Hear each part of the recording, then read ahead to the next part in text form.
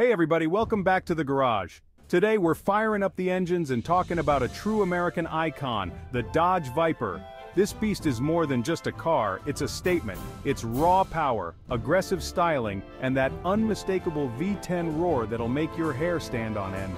We're gonna dive deep under the hood and uncover 10 things you probably didn't know about this legendary sports car. We're talking secrets from the design studio, stories from the racetrack, and maybe even a few surprises along the way. So buckle up folks, because this is gonna be a wild ride.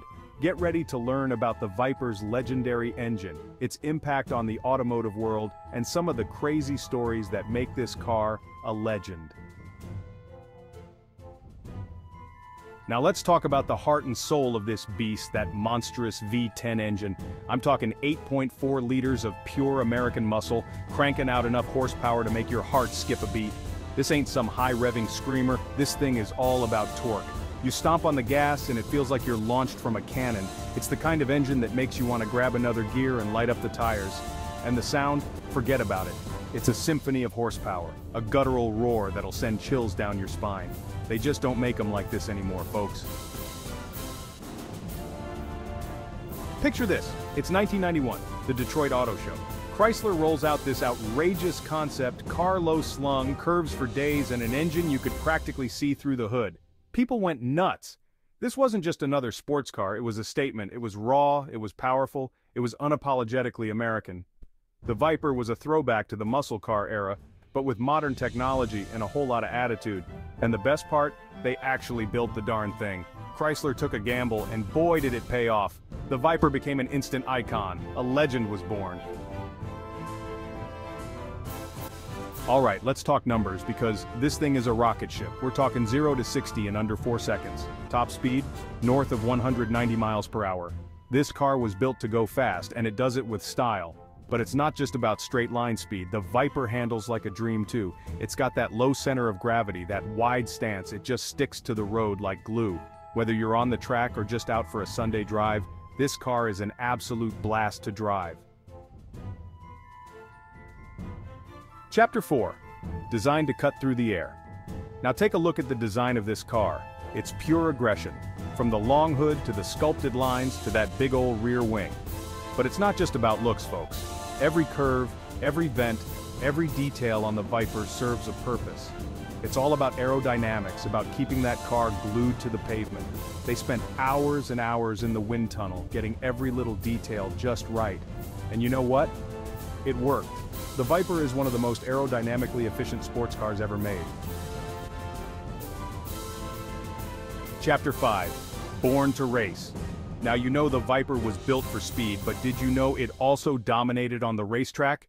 This thing was a beast in competition, racking up wins and championships all over the world.